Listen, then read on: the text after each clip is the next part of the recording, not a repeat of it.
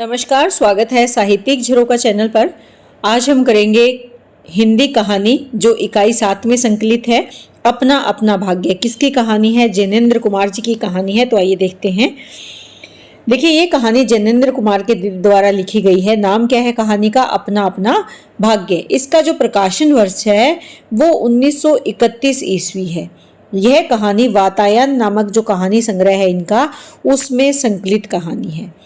अपना अपना भाग्य का जो मुख्य उद्देश्य अगर देखें तो सामाजिक विषमता और गरीबों के प्रति समाज की जो संवेदनहीनता है उसको उजागर करना इस कहानी का मुख्य उद्देश्य है।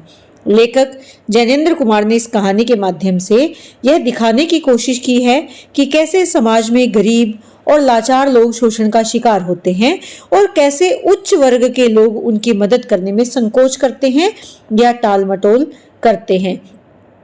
यानी उच्च वर्ग और जो गरीब या निम्न वर्ग है उसके बीच में कितना अंतर है और गरीब और लाचार लोगों का शोषण किस प्रकार से उच्च वर्ग के द्वारा किया जाता है वो इस कहानी में चित्रित किया गया है। तो आइए कहानी पढ़ते हैं। बहुत कुछ निरुद्देश्य घूम चुकने पर हम सड़क के किनारे एक बेंच पर बैठ गई। नैनीताल की संध्या धीरे धीरे उतर रही थी। रुई के रेशे से भाप से बादल हमारे सिरों को छू छू कर बेरोक घूम रहे थे।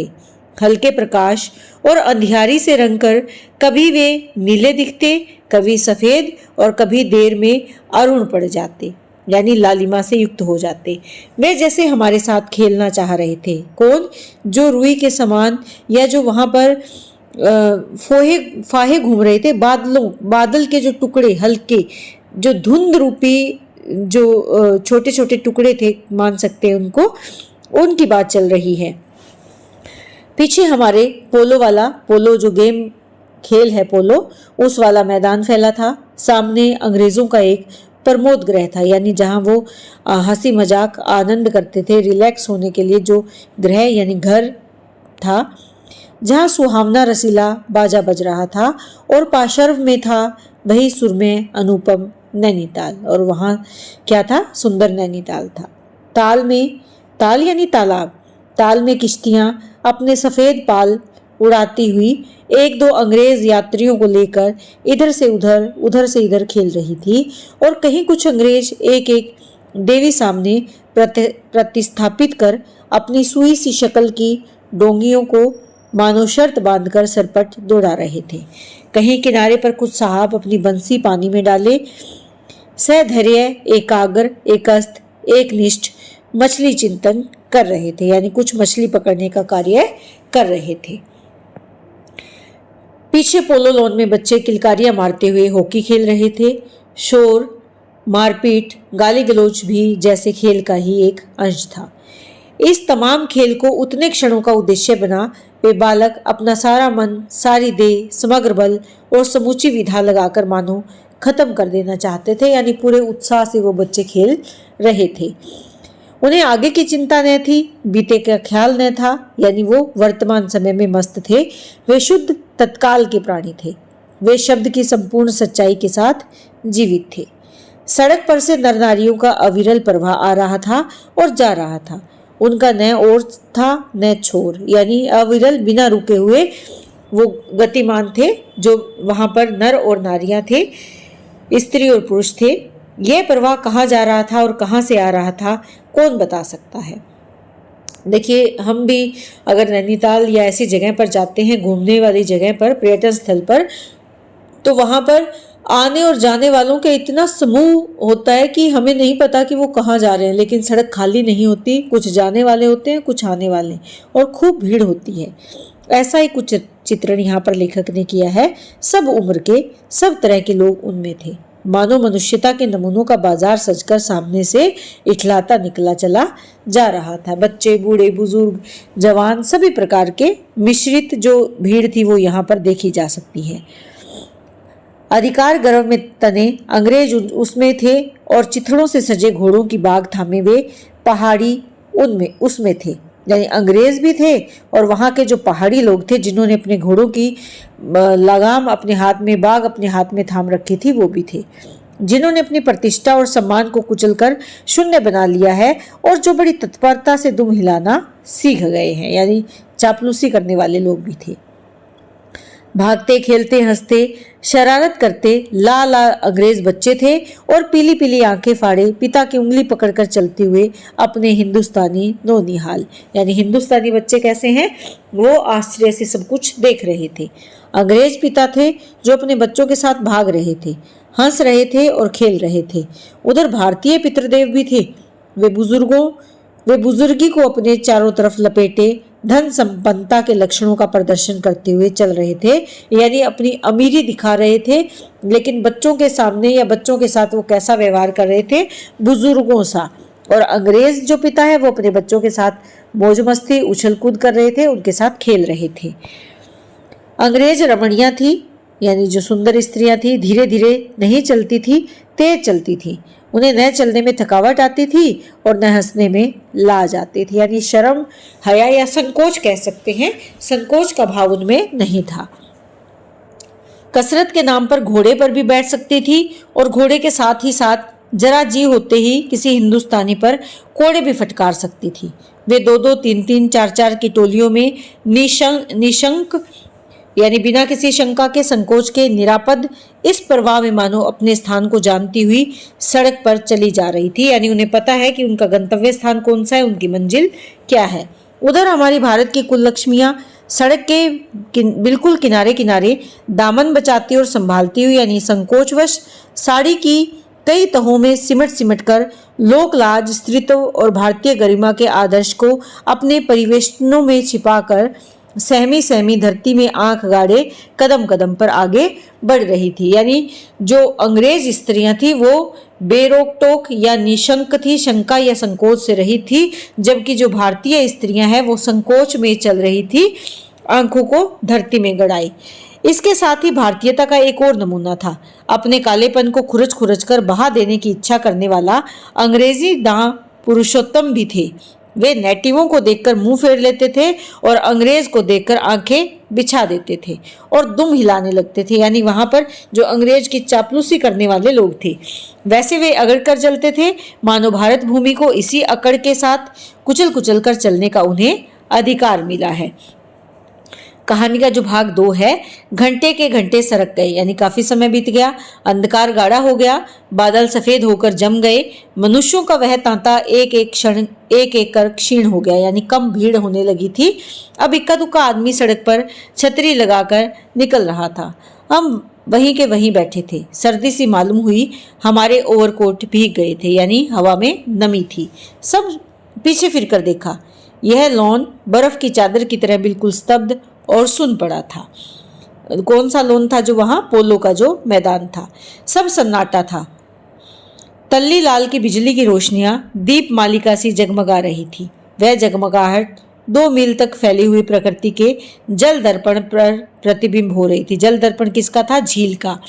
और दर्पण का कांपता हुआ, लहरें लेता हुआ वह जल प्रतिबिंबों को 100 गुना, 1000 गुना करके उनके प्रकाश को मानो एकत्र और पूंजीभूत करके व्याप्त कर रहा था, यानी बढ़ा रहा था।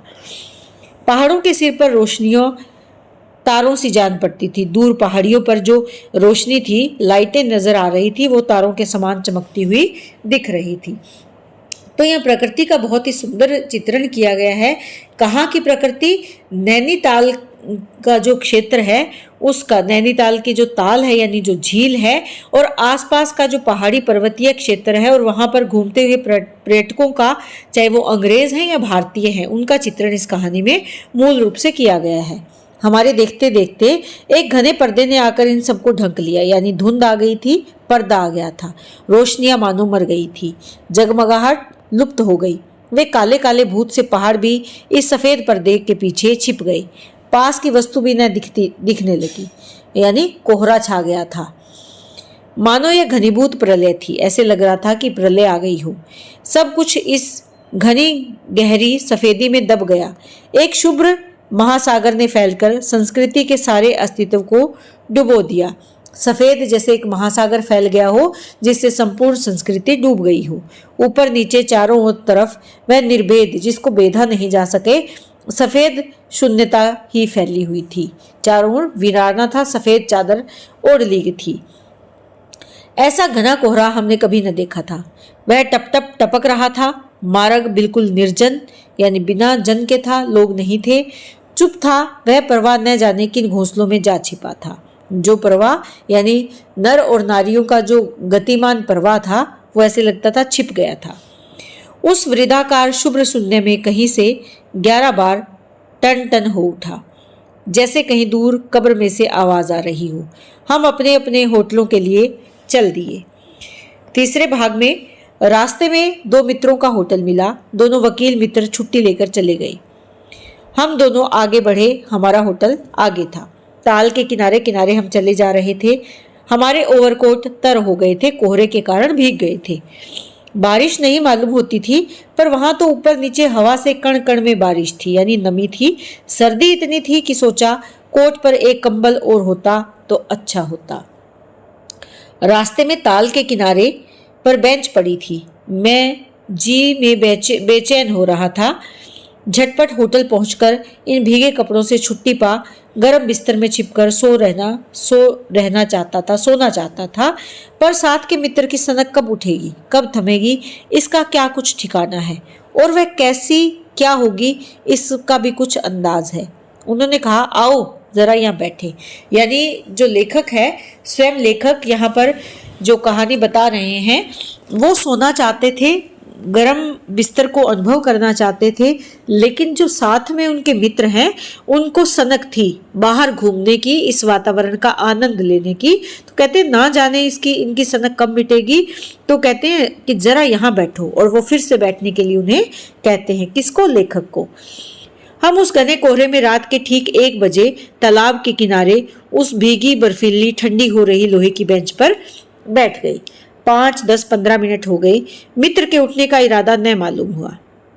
मैंने खिजला कर कहा, चलिए भी, अरे जरा बैठो भी। यानी मित्र ने कहा, थोड़ी देर बैठते हैं।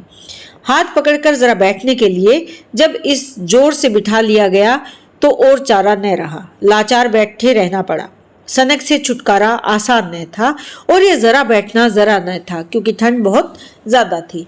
चुप चुप बैठे तंग हो रहा था, कुड़ रहा था कि मित्र अचानक बोले, देखो वह क्या है। मैंने देखा, कोहरे की सफेदी में कुछ ही हाथ दूर से एक काली सी सूरत हमारी तरफ बढ़ी आ रही थी। मैंने कहा, होगा कोई। 3 गज की दूरी से दिख पड़ा। एक लड़का सिर के बड़े बड़े बालों को खुजलाता चला आ रहा है। नंगे पैर हैं, नंगे सिर, एक मैली सी कमीज लटकाए है। पैर उसके न जाने कहाँ पड़ रहे थे, और वह न जाने कहाँ जा रहा था, कहाँ जाना चाहता है। उसके कदमों में जैसे कोई न अगला है, न पिछला, न दायां न बायां है, यानी उसकी मंजिल का कोई पता नहीं था। पास की चुंगी की लालटेन के छोटे से प्रकाश वृत्त में देखा, कोई 10 बरस का होगा, गोरे रंग का है, पर मैल से काला पड़ गया है। आंखें अच्छी बड़ी पर सूनी है। माथा जैसे अभी से झुर्रियां खा गया है, यानी माथे पर झुर्रियां पड़ गई है, लेकिन बरस 10 का ही है। यानी लड़का कितने बरस का है? 10 बरस का। वह हमें न देख पाया। वह जैसे कुछ भी नहीं देख रहा था, न नीचे की धरती, न ऊपर चारों तरफ फैला हुआ कोहरा, न सामने का तालाब, और न बाकी दुनिया। वह बस अपने विकट वर्तमान को देख रहा था, जो काफी कठिन था। मित्र ने आवाज दी, ए! उसने जैसे जाग कर देखा और पास आ गया। तू कहाँ जा रहा है रे? उसने अपनी सूनी आंखें फाड़ दी। दुनिया सो गई, तू ही क्यों घूम रहा है? मित्र पूछते हैं। बालक मौन मूक फिर भी बोलता हुआ चेहरा लेकर खड़ा था। ऐसे लगता था उसकी चेहरा कुछ बोल रहा है। कहाँ सोएगा? कहता है, यही कहीं। कल कहाँ सोया था? जवाब दिया, दुकान पर। आज वहां क्यों नहीं? नौकरी से हटा दिया। क्या नौकरी थी? मित्र ने पूछा। सब काम, 1 रुपया देते थे और जूठा खाना। फिर नौकरी करेगा? उसने जवाब दिया, हाँ।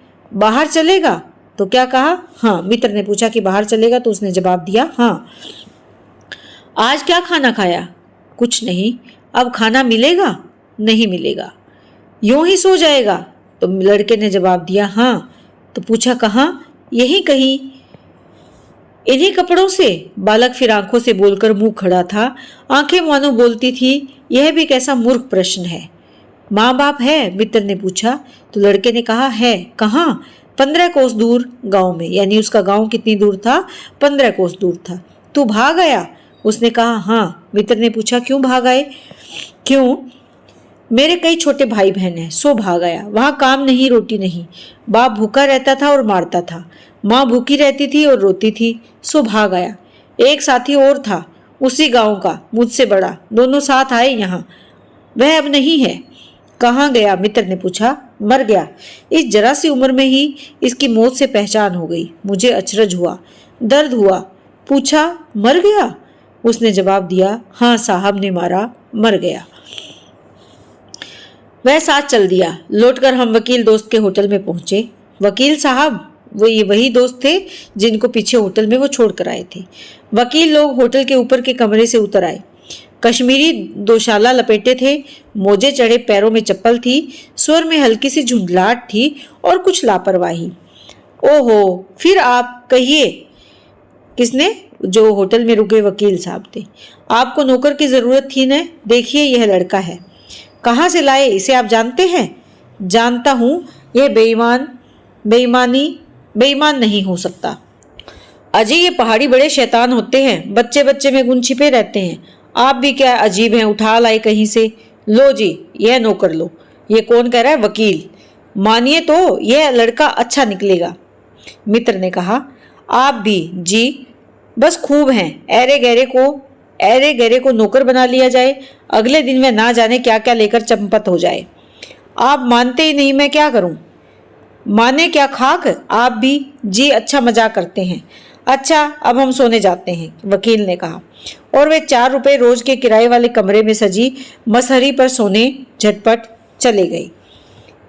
चौथे भाग में वकील साहब के चले जाने पर होटल के बाहर आकर मित्र ने अपनी जेब में हाथ डालकर कुछ टटोला, पर झट कुछ निराश भाव से हाथ बाहर कर मेरी ओर देखने लगे। क्या है? मैंने पूछा। किसने? लेखक ने। इसे खाने के लिए कुछ देना चाहता था। अंग्रेजी में मित्र ने कहा। मगर 10-10 के नोट हैं। नोट ही शायद मेरे पास हैं, देखूं? सचमुच मेरे जेब में भी नोट ही थे। फिर अंग्रेजी में बोलने लगे। लड़के के दांत बीच बीच में कटकटा उठते थे। कड़ाके की सर्दी थी। मित्र ने पूछा, तब? देखिए, 4 रुपए में कमरा किराए पे मिल रहा है, तो इसका मतलब नोट की उस समय बहुत कीमत थी। वो उसको क्या देना चाहते थे? खुले पैसे देना चाहते थे जो उनके पास नहीं थे। मैंने कहा, 10 का नोट ही दे दो। सक पकाकर मित्र मेरा मुंह देखने लगे। अरे यार, बजट बिगड़ जाएगा।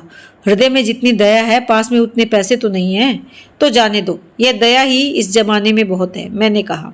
मित्र चुप रहे, जैसे कुछ सोचते रहे। फिर लड़के से बोले, अब आज तो कुछ नहीं हो सकता, कल मिलना। वह होटल डी पब, जानता है? होटल का नाम उन्होंने बताया। वहीं कल 10 बजे मिलना। हाँ, कुछ काम देंगे हुजूर। हाँ, ढूंढ दूंगा। तो कौन कहता है? मित्र कहते हैं। तो जाऊं? लड़के ने निराश आशा से पूछा। उसे आशा थी कि कुछ होगा, लेकिन वो आशा किस में बदल गई? निराशा में। हाँ, ठंडी सांस खींचकर मित्र ने कहा। कहाँ सोएगा? यही कहीं बेंच पर, पेड़ के नीचे, किसी दुकान की भट्टी में। बालक कुछ ठहरा। मैं असमंज में रहा। तब वह प्रेत गति से एक ओर बढ़ा और कोहरे में मिल गया, यानी वहां से चला गया। हम भी होटल की ओर बढ़े। हवा तीखी थी, हमारे कोटों को पार कर बदन में तीर सी लग रही थी। सिकड़ते हुए मित्र ने कहा, भयानक शीत है, यानी ठंड है। उसके पास बहुत कम कपड़े हैं। किसके पास? लड़के के पास। उसने एक फटी शर्ट पहन रखी थी। यह संसार है यार, मैंने यथार्थ की फिलॉसफी सुनाई। चलो पहले बिस्तर में गर्म हो लो और फिर किसी की चिंता करना। उदास होकर मित्र ने कहा, स्वार्थ, जो कहो, लाचारी कहो, निठुराई कहो या बेहयाई। दूसरे दिन नैनीताल स्वर्ग के किसी काले गुलाम पशु के दुलारे का वह बेटा, वह बालक निश्चित समय पर हमारे होटल टीडी पब में नहीं आया। यानी उसको 10 बजे बुलाया था, लेकिन वो नहीं आया। हम अपनी नैनीताली सैर खुशी खुशी खत्म कर चलने को हुए। अब लड़के की आस लगाते बैठे रहने की जरूरत हमने न समझी कि हम यहाँ से जाने वाले थे और लड़का आएगा या नहीं आएगा, उसकी आस हम नहीं समझ रहे थे कि उसका इंतजार करना चाहिए। मोटर में सवार होते ही थे कि यह समाचार मिला कि पिछली रात एक पहाड़ी बालक सड़क के किनारे पेड़ के नीचे ठिठुर कर मर गया। मरने के लिए उसे वही जगह, वही 10 बरस की उम्र, वही काले चिथड़ों की कमीज मिली। आदमियों की दुनिया में बस यही उपहार उसके पास छोड़ा था। ये वही लड़का था जो रात को इनको मिला था। पर बताने वालों ने बताया कि गरीब के मुंह पर छाती मुट्ठी और पैरों पर बर्फ की हल्की सी चादर चिपक गई थी। मानो दुनिया की बेहयाई ढकने के लिए प्रकृति ने शव के लिए सफेद और ठंडे कफन का प्रबंध कर दिया है। उस पर बिछी हुई बर्फ, उसके शरीर पर गिरी हुई जो बर्फ है, वो कफन के समान प्रतीत हो रही थी। सब सुना और सोचा अपना अपना भाग्य, और भाग्य के भरोसे छोड़कर लेखक और उसके मित्र वहां से चले गए। और इसके साथ ये कहानी समाप्त हुई। इस कहानी से संबंधित और भी अगर कुछ जानना चाहते हैं तो कमेंट बॉक्स में ज़रूर बताएं। बहुत बहुत धन्यवाद। इसी तरह चैनल से जुड़े रहें।